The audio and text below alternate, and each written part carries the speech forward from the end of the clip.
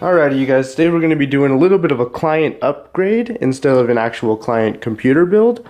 And that is because I have a guy who wanted me to upgrade his computer to the latest and greatest hardware, of course. So, and this computer standing right now as it is has a GTX 770, a 4790K Cooler Master 212 Evo, a Asus Z97AR motherboard, 16 gigs of Corsair Dominator RAM, I believe, 1 TB hard drive, and a Samsung 120 gig SSD, and the EVGA 850 B2 80 plus gold power supply.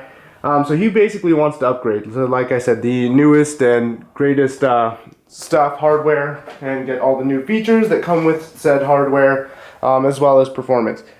So he's already got the 4790K, so what would we be upgrading to? Obviously, we're going to be staying with the new Skylake. We're not going to the X99 for this one. So, as we can see here, we've got his Asus Z170AR motherboard, another 1 TB Western Digital hard drive, another Samsung 120 gig SSD, a i7 6700K right here, and some Corsair Vengeance DDR for 2666, so two 8 gig sticks, 16 gigs, and we have a Asus Strix Gaming 980 Ti along with another Cooler Master 212 Evo, which we'll be putting on there. So basically he's getting a full upgrade from, you know, last gen to new gen. Now some people might be questioning, why would you go from a 4790K to a 6700K? I am one of those people that wouldn't necessarily recommend this upgrade unless you have the money for it. I mean, if I just had the money and said I want a 6700K, I would go and buy one. You know what I mean? So as far as performance gains, it's probably not going to be too much, but it definitely still has a little bit over the 4790K in certain areas. Of course, not every single area is it going to be better than it, but it's definitely still an upgradable path, and not necessarily completely useless upgrade, just slightly questionable when you're thinking about price. But when you're not thinking about the price, it's an upgrade that you can easily take without a problem, which is in his case. I mean, obviously everyone has their budget, but he was able to fit it in there, so he wanted it, and I can't go against that. I mean, if, like I said, if I had the money to do it, I would definitely do it too. So we're going to basically just go through upgrading it. We're going to tear everything out. Here, we're going to be setting up a RAID 0 using this Samsung, I think he has a 840, and then now he has a Samsung Evo 850 Evo. So they technically are two slightly different SSDs, but you can still throw them in RAID 0, so we're going to be doing that. We're going to be putting Windows 10 on it and everything, so let's, first things first, start taking apart the build.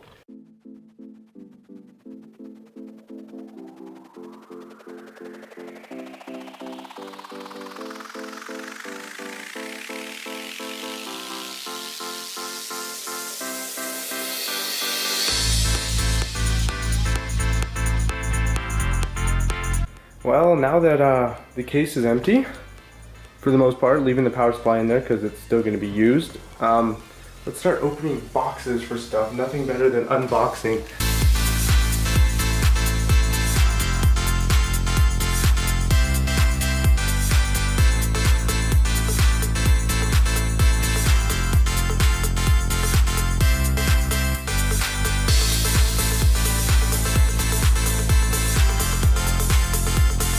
It just looks like it's supposed to see. It's a CPU installation tool for easy installation. Okay, that's for scrubs. We're not going to touch that again.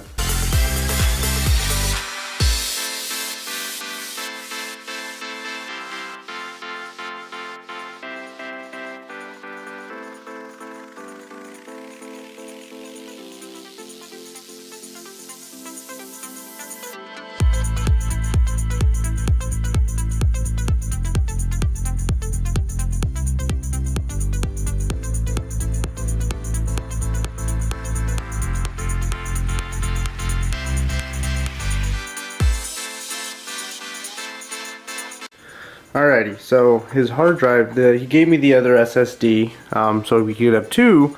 The problem was he only had one 2.5 to 3.5 adapter, and the sleds that this case uses are like this, so they have to be with 3.5 inch hard drives. So I got a little creative and pulled the top one off, and there was mounts for the ones to mount to the bottom, so I was able to mount two of them to it, which is how it's going to work. Double SSD tray. it'll hold steady. It'll be fine. As long as you got some space back here for the wires being bunched up. Other than that, it'll work out pretty good.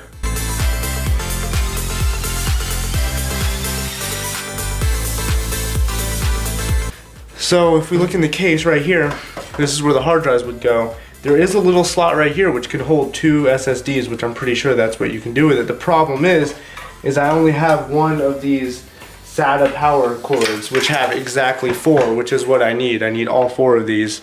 And they won't reach 2 over here and 2 over here. Like, it's not gonna reach that distance. That's the problem I'm running into. And he didn't give me any more plugs for the power supply. He didn't have them, so kind of stuck without a paddle until, like I said, I'll figure it out, but kind of a shitty situation to be in. So I got the 2 hard drives here, and the SSD is hanging right here. How I did that was, if you see at the top, there's those 2 latches, which I just put some holes in that little 3.5-inch bracket, and that holds them quite nicely. It's not the best way to do it in the world. The best way would be have more of these SATA power cords, but since we don't have them, we make do with what we got, and that's actually, it's a good fix. It'll be fine. It's not ghetto. It'll work out pretty well. Just an on-the-spot fix that I had to take care of, though. And not necessarily expecting that. Hopefully now it'll reach the hard drives, though. So, yay, more uncertainties. So there it is. As you can see, the SSDs right there, 2 of them. The 2 terabyte, 1 terabyte black drives are right there. Power supply. Graphics card now fits. This little dangle of cable here should go back to where it came from, back in there, and yeah, that's basically it. It's done. Just gotta turn it on, do the boot test, and hope everything goes to plan, which usually it does. So cool. First time boot up and in the BIOS, so everything looks good. CPU, voltage, everything, advanced mode, of course. Temperatures look fine. Make sure it's getting all the RAM. 16 gigs of RAM is all there. Well, looks like we're good to go. Cool beans.